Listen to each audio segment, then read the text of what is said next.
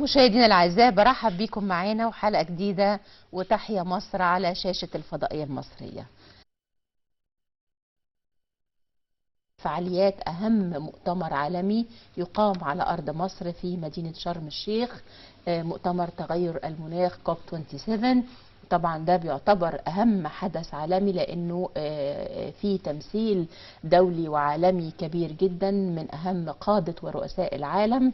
مصر بتستضيف هذا المؤتمر، والحقيقه انه استضافه مصر لهذا المؤتمر بتيجي بالتزامن مع الخطوات الفعليه اللي بداتها مصر للحد من تغيرات المناخ وتأثيرها على يعني البيئة والمواطن والاقتصاد ويعني كافة مناحي الحياة. من أهم المشروعات الحقيقة اللي بدأتها مصر في يعني هذه الخطة مشروعات عديدة جدا، زي مشروع ترشيد المياه وتبطين الترع، معالجة الصرف الصحي، تحلية مياه البحر، مشروعات التشجير، يعني مشروعات كتيرة جدا هنتكلم عنها النهاردة مع ضيفنا العزيز الأستاذ أحمد البيري، خبير التنمية المستدامة. أهلا بيك يا فندم. أهلا بحضرتك يا فندم. طبعا احنا يعني بنقول ده من أهم يعني أو أهم حدث عالمي هيقام في مدينة شرم الشيخ، وعايزين نعرف من حضرتك ليه يعني مصر بتستضيف هذا المؤتمر هذا العام، ايه اللي عملته مصر عشان يعني تواجه تغيرات المناخ. طبعا هنستعرض كل تفاصيل المشروعات اللي قدمتها، لكن في البداية نقول لماذا مصر بتستضيف مؤتمر تغير المناخ؟ بداية اللهم أدم علينا نعمة مصر أم الدنيا وسيدة الأوطان. مؤتمر المناخ العالمي ده مش حاجة بسيطة ولا حاجة هينة، ولازم المواطن المصري يعرف قيمته ويعرف قيمة اختيار مصر لهذا المؤتمر. أولا ده مؤتمر من سنة 94 بينعقد تابع للأمم المتحدة، لأن في حاجة ظاهرة عالمية جديدة طبعا احنا لسه سامعين عنها قريب، اللي هي تغير المناخ. الموضوع ده هيأثر بالسلب على حياة المواطن في جميع أنحاء العالم، فكان لازم يتخذ خطوات جدية وخطوات فعلية على أرض الواقع عشان نحد من تغير المناخ. احنا كل اللي بنتكلم فيه ده عايزين نحد من زيادة درجة الحرارة 1.7، اللي هو تأثير النشاط البشري على تغير المناخ. زيادة الانبعاثات الحرارية نتيجة النشاط البشري، وهو خاصة يعني العضو الأساسي أو العنصر الأساسي الفعال في تغير المناخ هو عدم دعم الوقود الأحفوري. الوقود الأحفوري اللي هو برضه عشان المواطن اللي سمعنا يبقى عارف المعنى الكلمة، هو ده عامة المواد البترولية. هي الأحفوري هي المواد الطاقة اللي ناتجة عن تحلل الكائنات الحية منذ زمن بعيد، ودي مش متجددة. يعني لما بتطلع البير لما بينبض ما بيطلع منه البترول بتاعه بيخلص خلاص انتهى. احنا النهارده بندور على الطاقة المتجددة. ليه اختاروا مصر؟ أولا هو كان المؤتمر الدورة اللي فاتت كان منعقد في المملكة المتحدة. وطبعا المؤتمر بيقام كل سنة بحضور يعني 197 دولة من كل دولة، اللي هو كل الدول المشتركة في الاتفاقية في الأمم المتحدة. اللي وقع الاختيار على مصر لأن الدولة الأفريقية الوحيدة اللي قدمت، والوحيدة الوحيدة اللي قدمت الطلب، والوحيدة اللي بدأت خطة ثابتة في مواجهة تغير المناخ. احنا عملنا خطوات جدية جدا على أرض الواقع، كلام ملموس رؤية العين، مش كلام هنحط حجر أساس ويبتدي يتعمل. مصر النهارده بلا فخر فيها أكبر محطة في الشرق الأوسط لتوليد الكهرباء من الطاقة الشمسية، ألواح طاقة شمسية، اللي هي المحطة الموجودة في أسوان وهنتكلم عنها بالتفصيل. النمرة 2، مصر النهارده فيها برضو أكبر محطة توليد الكهرباء من الرياح في الشرق الأوسط اللي موجودة غرب السويس، اللي هي محطة سومد. النهارده احنا دول المحطتين اللي اتعملوا الكبار لتوليد الطاقة المتجددة. طاقة متجددة يعني ايه؟ يعني هي ما بتنتهيش، طول ما انا شغال طول ما بتولد لي طاقة، وفي نفس الوقت بتولد طاقة بدون آثار بيئية تضر المواطن او تضر البشر. الحاجه الثالثه ان احنا عملنا زي ما حضرتك تفضلت وقلتي مشروع تبطين الترع، اللي هو ترشيد استهلاك المياه والمحافظه على الحصه اللي عندي. احنا النهارده عندنا اكبر محطه تحليه مياه في العالم، المحطه اللي موجوده في بحر البقر ودخلت موسوعه جينيس. النهارده عندنا المحطه اللي موجوده في سينا اللي فعلا اشتغلت وبدات تنتج، اللي معموله بتغطي حوالي من 4 مليار متر مكعب ميه لسينا. النهارده احنا عملنا تبطين الترع اللي بيوفر لي 5 مليار متر مكعب ميه كانوا مهدورين. بدانا بالفعل البيئه الخضراء اللي هو المحافظه على الهيدروجين، ان انا بزرع واخلي المنطقه خضراء في كل حته. لو قلنا النهارده احنا عملنا ايه في المشاريع الزراعيه، لان من اقوى الاثار اللي موجوده على التغير المناخي الامن الغذائي.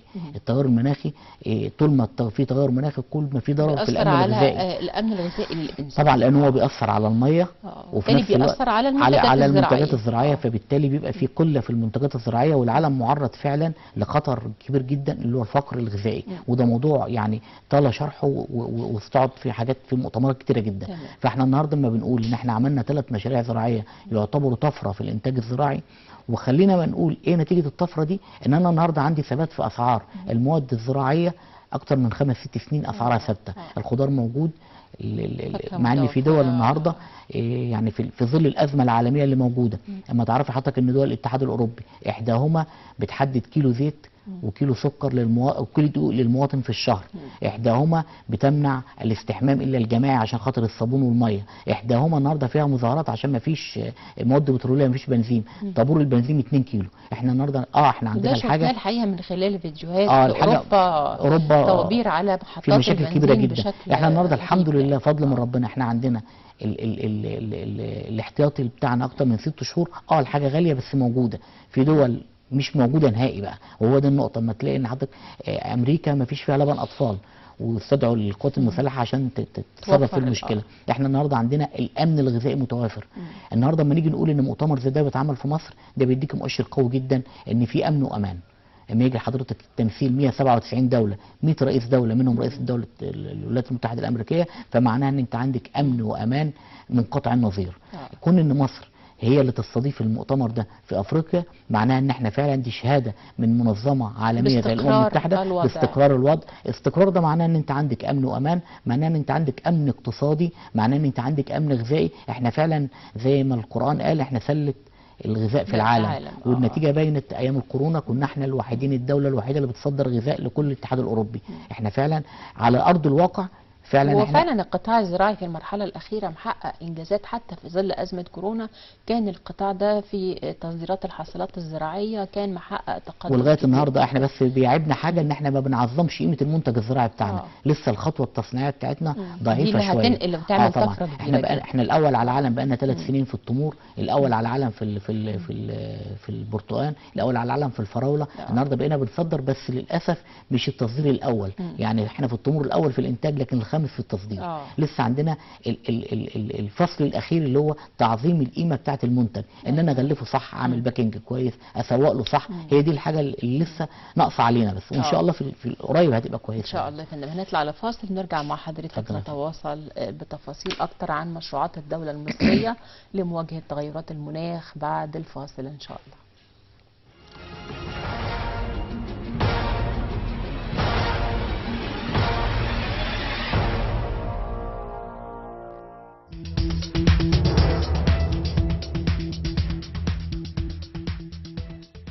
أطلقت مصر خلال العام الجاري الاستراتيجية الوطنية لتغير المناخ 2050 التي تتضمن تعزيز القدرة على التكيف والمرونة مع تغير المناخ كأحد الأهداف الرئيسية لها، مع الحفاظ على موارد البلاد بما في ذلك الأراضي الزراعية والمحاصيل.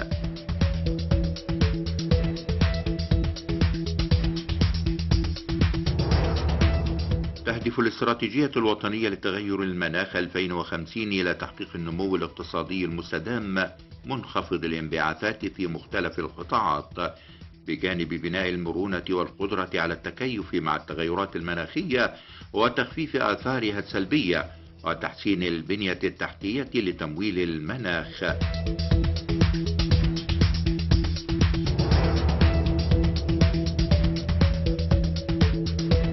يعد قطاع الزراعة من أكثر القطاعات تأثرا بالتغيرات المناخية، سواء كان تغيرا طفيفا أو كبيرا، حيث أن مكونات الزراعة مرتبطة ارتباطا وثيقا بالمناخ، وتصل تأثيراتها المناخية في بعض الدول إلى نتائج كارثية تهدد ملف الأمن الغذائي، سواء حبوب أو زيوت أو فواكه.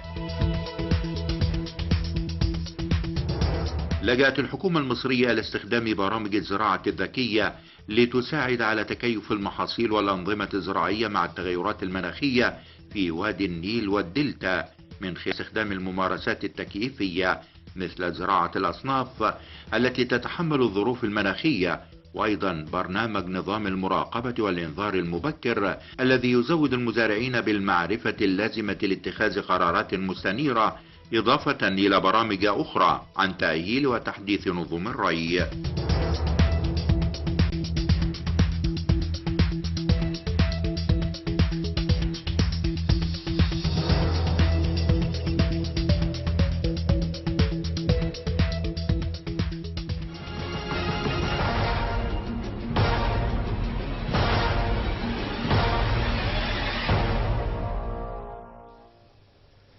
اهلا بيكم معانا مره تانية واحنا بنقول يعني في الايام المهمه دي يا استاذ احمد، لو حضرتك تدينا فكره اكتر عن المؤتمر، المواضيع المهمه اللي هتناقش، التمثيل الدولي والعالمي اللي هيكون موجود، اثاره الاقتصاديه على مصر هتكون ايه، فحابين نعرف تفاصيل اكتر من حضرتك. هو حضرتك المؤتمر ده كونه انه ينعقد في مصر فمعناها ان كل كاميرات العالم هتتجه نحو مصر.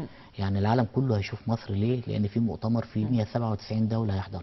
فده يعني في امل كبير جدا ان يكون في حجم استثمارات من الدول اللي هتيجي تشارك، وفودها هتشارك، هتشوف الوضع اللي احنا وصلنا له، هتشوف البنيه التحتيه اللي اتعملت في مصر، هتشوف حجم الانجاز اللي تم على ارض الواقع.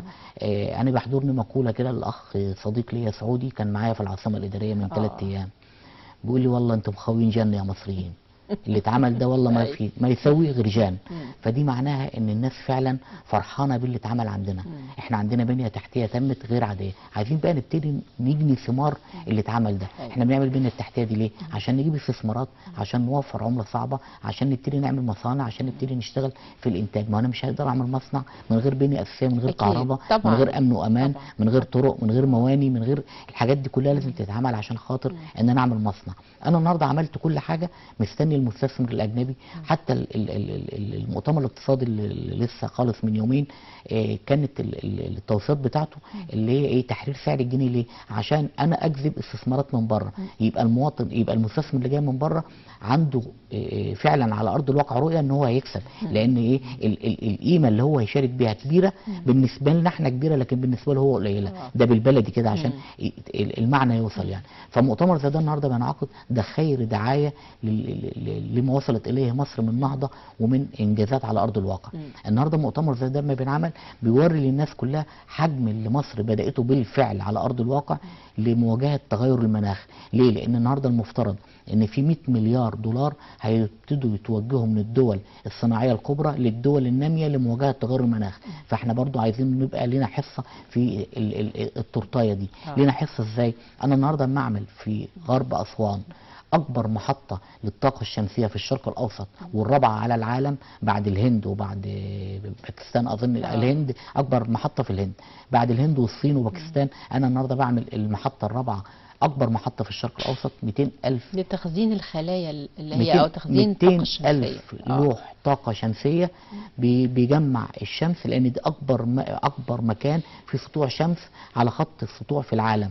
فالنهاردة أنا بجمع في المنطقة دي قرية اسمها بنان في غرب أسوان 35 كيلو من أسوان، بجمع فيها طاقة. المشروع ده 20% من إنتاج مصر للكهرباء. المشروع ده يماثل إنتاج السد العالي في الكهرباء. مش بنتكلم عن حاجة هينة.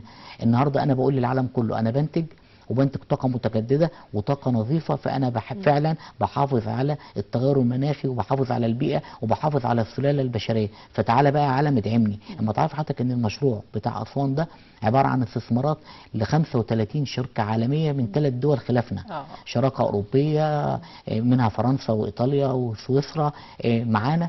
ما تعرف حضرتك ان دول 32 محطة كهرباء داخل المشروع، كل محطة منهم المفروض انها تنتج 50 ميجا وات.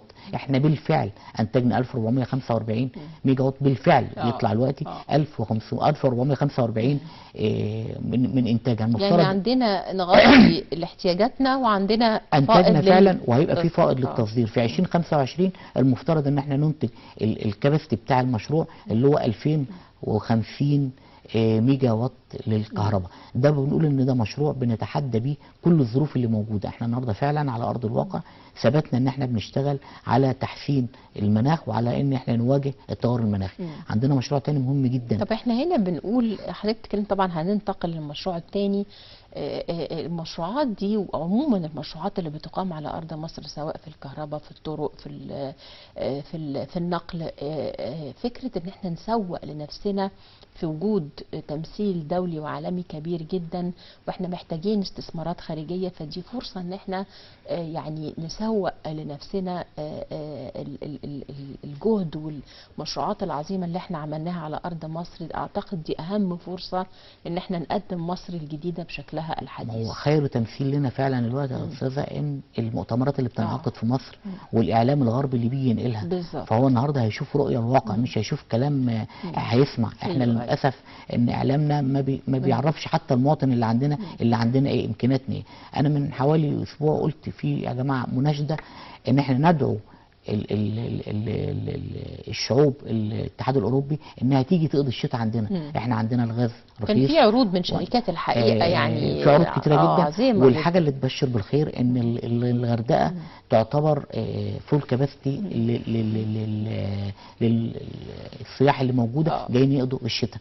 والاقصر بدات تتحط على الخريطه في ان مثلا الشعوب الانجليزيه بتحب دايما تيجي الاقصر في الشتاء، يقول لك انا النهارده بمبلغ قليل هاجي اقضي الشتاء بتاعي هنا لان دولته ما فيهاش لا تدفئه و7 ساعات كهرباء. عايزه اقول لك دي فرصه كانت مهمه جدا وذكاء ان احنا نسوق لنفسنا. ويمكن المواطن هناك لقى انه لو قعد في بيته بس من غير ما ينزل او يتحرك هيصرف اكتر مما يجي يقعد هنا المده الزمنيه اللي هيقعدها ويستمتع بيوم كامل من اجواء طبعا الحلوه، من كرم الضيافه، من الخدمات اللي موجوده. فيعني وهو هيلاقي الخدمه هنا حضرتك ب1% من اللي بيدفعه في بلده. ايوه هنا اسعار طبعا بالنسبه له سواء كهرباء او بنزين او غاز او اي حاجه لا يمثل 10% من اللي بيدفعه في بلده. النهارده حضرتك لما تعرفي ان التضخم في امريكا مش بنتكلم على جيبوتي ولا على موريتانيا، امريكا التضخم فيها وصل ل 8.6%. اما تعرفي ان هم زودوا سعر البنزين او المحروقات 34% في خلال شهرين، ده مؤشر غير عادي. المنتجات الغذائيه كل حاجه حضرتك يا فندم الفيديوهات ماليه الدنيا. بس للاسف احنا عندنا ما بيشوفوش العالم في ايه. هو كل مشكلته ان احنا الاسعار غلت. طب ما تشوف الدنيا عامله ايه. احنا في كارثه عالميه فعلينا مواجهتها، مش علينا ان احنا نأنف في نفسنا، لا احنا نرشد استهلاكنا شويه، نحافظ على نفسنا شويه. الكل بيشتكي ولكن للاسف المولات ملانه، كل حاجه ملانه في كل حاجه. مفيش يعني في العموم الازمات اللي بتحصل في العالم دي ممكن تكون فرص مهمه جدا جدا احنا بالنسبه لنا على ارض المكاسب في الحروب يا فندم. المكاسب دايما في الحروب والكوارث يعني. بس احنا للاسف ان احنا حياتنا ماشيه طبيعي زي ما هي، بنتكلم فقط دون اي حاجه على ارض الواقع. انا بتكلم كمواطن مش بتكلم كدوله. الدوله بتشتغل في وادي والمواطن في وادي تاني خالص. وللاسف ان الاله الاعلاميه موجهه ضدنا اكتر ما هي موجهه لنا للاسف يعني. ما احنا عشان كده دايما في تحيا مصر بنبقى عندنا حرص كبير جدا على تقديم اللي بيحصل على ارض مصر من مشروعات وانجازات وحاجات بتهم المواطن، بتخدمه، بتسهل حياته. فده تركيزنا ان احنا هو انا بقول تحدي لاي حد بيعارض الدوله النهارده. هات لي اي مكان في مصر ما فيش فيه مشروع جديد اتعمل مش بيتعمل. يعني احنا بقى عندنا احنا بنتكلم احنا يعني بنشوف فخامه الرئيس وهو بيفتتح، ما بنشوفوش وهو بيحط حجر اساس. احنا ما شفناش في ال7 سنين حجر اساس. احنا شفنا افتتاح. ولكن مش عارف الناس دايما بتشتكي في غلاء في بس دي موجه عالميه غصبا عنا وعن اي حد. شوف بقى النقيض، شوف الدول الثانيه اللي جنبك عايشين ازاي عشان تعرف قيمه اللي انت فيه. في مثل بلدي بيقول لك اللي بيشوف مرات ابوه بيقول عليه ايه اللي بتعمله فيه والدته. فما تشوف انت الدنيا فيها ايه. ما احنا ده احنا كفايه الامن والامان اللي عندنا. في دول راحت يا استاذ ما عادش، في دول ما عادش موجوده، ما عادتش موجوده. فين اليمن السعيد وفين ليبيا الجماهيريه وفين العراق اللي كانت الاولى على العالم في النفط. فين تلت العالم في مخزون النفط؟ فين هي العراق؟ فين الدول اللي راح مش راجع تاني؟ فين اوكرانيا؟ خلاص. عشان كده لازم نعرف اللي بيحصل يعني على ارض مصر النهارده ده يعني سابق لكل التوقعات وسابق لكل يعني. ونحاول نعمل حاجه.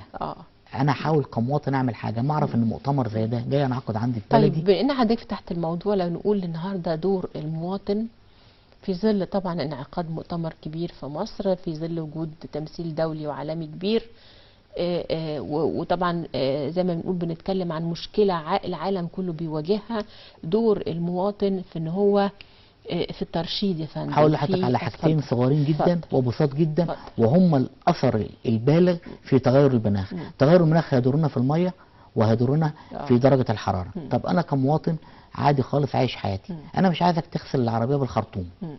شوف حضرتك كل الحراس بتوع العماير في مصر كام عماره وكام عربيه وبيرش ميه. شوف اهدار الميه ده قد ايه، حافظ بس عليه.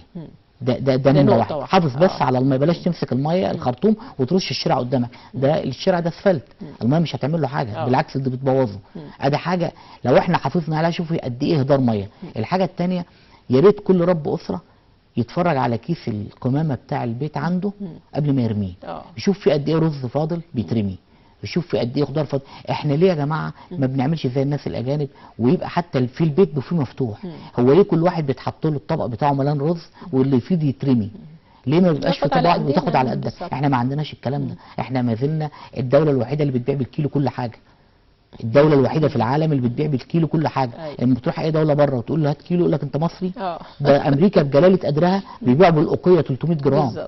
مفيش حد. ليه احنا عايزين بس نرشد في استهلاكنا احنا، وشوف الفايده هيبقى قد ايه، وشوف العائد علينا هيبقى قد ايه. ودي حاجتين بساط جدا هيأثروا في مؤتمر عالمي. ان تبذل مجهود، مش مجهود خالص. اطفي اللمبه بعد ما تخرج من الاوضه. شوف انت هتوفر كهرباء قد ايه. حب البلد وحب انك توفر لها.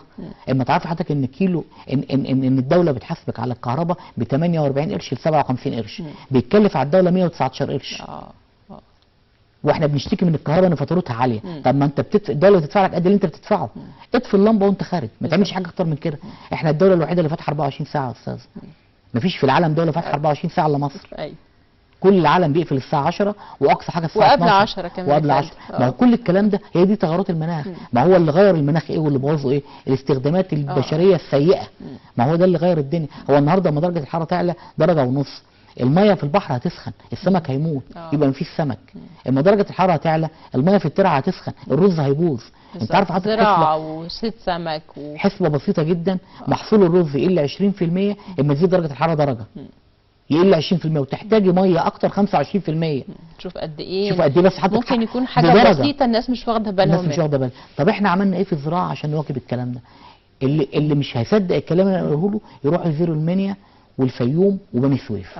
اما تشوفوا حضرتك الطماطم المزروعه راسيه او عنقوديه، النهارده اما تشوفي ال 100,000 صوبه اللي اتعملوا، هو احنا بنقول تغير مناخ، يقوم نعمل 100,000 صوبه، يبقى انا هنا بسيطر على المناخ داخل الصوبه، يبقى انا بعزز انتاجي، ما بستناش الظروف. شوف قد ايه الحلقه متشابكه عندنا. أيوة. وحضرتك يمكن قلت نقطتين، انا يمكن كان عندنا اكتر من مشروع بس الوقت جري بينا، بس حضرتك اتكلمت عن نقطتين في سلوكياتنا البشريه لو اخذنا بالنا منهم هيوفروا مليارات. هيوفروا مليارات ويجنبونا ازمات كتيره جدا. انا بشكرك جدا جدا استاذ احمد البيلي، وبالتوفيق والتوفيق لمصر ان شاء الله. حدث مهم وان شاء الله يكلل بكل نجاح وتوفيق. يا رب. مؤتمر المناخ العالمي. اشكرك وبشكر كل مشاهدينا. نتقابل ان شاء الله في حلقه جديده، وتحيا مصر دايما. شكرا لكم.